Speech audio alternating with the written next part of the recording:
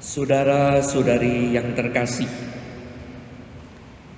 kita bersyukur kepada Allah atas anugerah yang diberikan kepada kita semua, ada dalam keadaan sehat dan penuh berkat. Bahwa pada masa ini kita masih bisa merayakan pesta 55 tahun perkawinan orang tua kita, kakek, nenek, opa, oma, Papa Thomas Kusmanan William dan Mama Agnes Melina. Inilah juga saat berterima kasih atas kesetiaan dan teladan mereka dalam hidup perkawinan dan keluarga, atas jasa dan cinta mereka, akan pengorbanan mereka hingga anak cucu hidup seperti sekarang ini, sejahtera. Pantaslah kalau nanti anak cucu pun sungkem mengucapkan terima kasih sebagai bakti dan cinta mereka kepada orang tua, kakek, nenek, agar mereka pun kelak menjadi kakek, nenek yang dihormati, dicintai oleh anak cucu.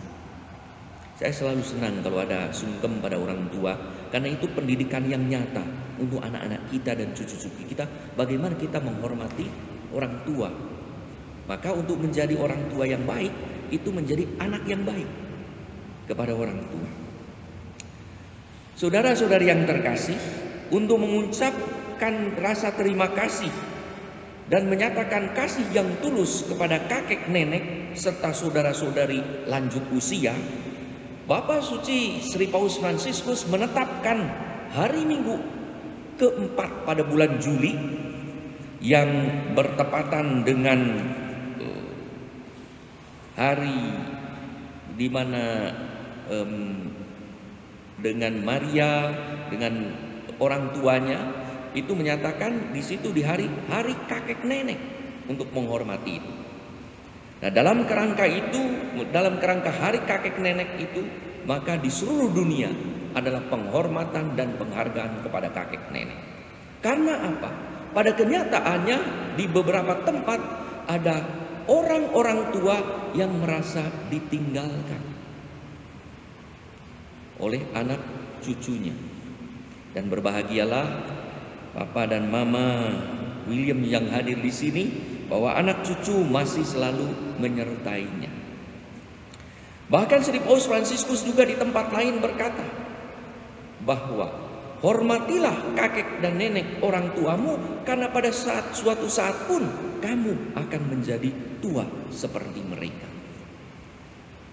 Maka dalam kerangka hari raya kakek nenek yang pada tahun ini, Sri Paus Fransiskus mengambil tema hendaklah kalian sampai tua pun masih berbuah. Dan itulah yang diharapkan kepada kita, supaya kita tetap menghasilkan buah yang berlimpah-limpah. Dan kita bersyukur karenanya. Saudara-saudari yang terkasih, pernah ada cerita di suatu panti jompo. Saya bersyukur tinggal di rumah. Ada orang yang tinggal di panti jompo ya. Ini panti jompo opa-opa. Dia berkata, saya sampai setua 80 tahun ini, pertama yang bilang 70 tahun ini, saya belum pernah, belum pikun. Kan biasanya pikunnya lupa-lupa.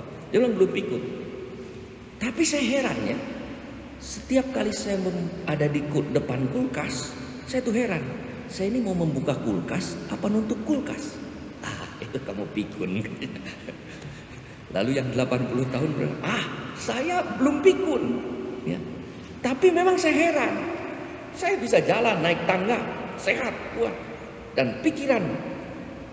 Tapi saya heran, kadang-kadang ada di tengah tangga saya bingung. Saya ini sedang turun apa sedang naik? Kamu sedang pikun. Ibu bapak nggak pernah begitu ya? Suka lupa-lupa tidak? Oh, tidak. Nah, makanya bersyukur. Nah, yang ini tuh lupa-lupa. Lalu kata yang bertiga itu, kalian 70 tahun, kalian 80 tahun. Saya yang 82 tahun saja, kalau naik tangga, naik, turun, buka kulkas. Lalu teman-temannya tuh kan kagum, luar biasa. Apa rahasianya? Dia sambil tenang ini, dia sambil ketuk-ketuk, pukul-pukul meja. Tiba-tiba dia bilang, sebentar, ada yang ketuk pintu. Kamu pikun juga katanya. Saudara-saudara yang terkasih, banyak kisah lucu-lucu tentang orang tua. Itulah kehidupan kita. Memang kalau makin tua, fisik itu lemah, wajar. Penglihatan ada kabur, wajar. Pendengaran kurang, wajar. Gerak tidak selincah dulu, wajar. Justru aneh kalau kita tidak mengalami. Dan hari ini saya bersyukur dengan Pak Sutri 82 tahun bisa berjalan tegak, luar biasa. Maka mudah-mudahan pada hari Minggu tanggal 24 Juli yang lalu, dalam peringatan Hari Kakek Nenek, kebetulan ada pertemuan kakek nenek. Saya tanya, yang paling tua pesertanya berapa? Pak Sutri yang perkawinannya 65 tahun. Waduh, hebat saya bilang. Coba, apakah mereka bisa berjalan? Bisa. Ikut prosesi saya dengan saya, misa di katedral. Maka mereka ikut prosesi. Luar biasa. Sehat jasmani dan rohaninya. Maka ibu bapak juga sehat jasmani dan rohaninya. Maka bahagialah. Karena ingat dipestakan. Ada orang yang dipestakan tidak tahu itu pesta. Acara apa ini? Nah, Bapak itu berbahagialah, bersyukur kepada Allah.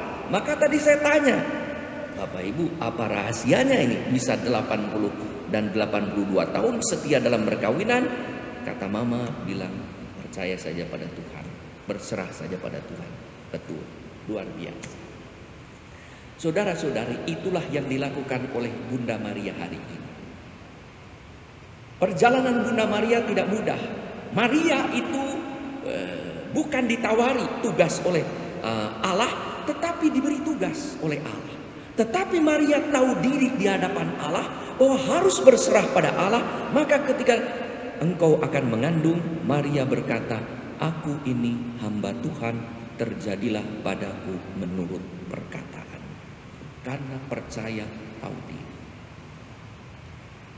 Dan kita tahu bahwa Maria itu, Yesus itu adalah anak Maria, tetapi sekaligus juga Tuhan dari Maria. Maka Maria membesarkan Yesus sedemikian rupa, ya, maka dikatakan di dalam Lukas 2:52 bahwa Maria bersama dengan Yosef membesarkan Yesus sedemikian rupa sehingga Yesus tumbuh besar, tambah besar dan tambah hikmat sehingga dicintai oleh Allah dan manusia. Itulah salah satu tujuan pendidikan anak-anak. Bagaimana yang terpenting adalah anak-anak tumbuh dikasihi oleh Allah, dikasihi oleh manusia. Artinya orang ini berhasil baik secara duniawi maupun secara rohani. Sukses secara materi maupun secara rohani. Dan itulah yang diarahkan oleh Yesus.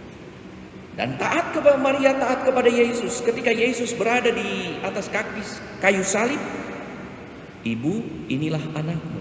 Dan itu adalah perintah dan petuah kepada Yesus untuk kepada Maria untuk menjadi ibu para murid. Maka sejak saat itu Maria tinggal bersama-sama dengan para murid. Untuk itulah saat menantikan Roh Kudus, Maria pun hadir di sana. Bunda Maria telah berhasil menjadi hamba Tuhan yang menunaikan tugas yang dipercayakan Allah, terlibat dalam sejarah keselamatan. Itulah juga yang kiranya dilakukan oleh Pak Sutri, Bapak Kusmanan dan Ibu Melina yang merayakan 55 tahun perkawinan dengan setia menghidupi kesetiaan perkawinan yang telah dipercayakan kepada mereka 55 tahun yang lalu di Pandikarya. Sekarang sudah tidak ada Pandikarya, sudah jadi Bank Indonesia. Ya. Nah, di sana melakukan perkawinan dan mereka telah setia dalam suka dan duka, dalam untung dan marang, karena mengenakan seperti apa yang ditulis di sini, karena telah mengenakan kasih sebagai pengikat yang mempersatukan dan menyempurnakan. Dengan sangat bagus tadi dinyanyikan oleh Cozy Voice dengan lagu Kasih. bahwa kalau pasangan suami istri melandaskan kehidupan keluarganya dalam kasih, karena kasih itu murah hati, sabar, tak cemburu, tak sombong, tak memegahkan diri, kasih tak mencari keuntungan sendiri.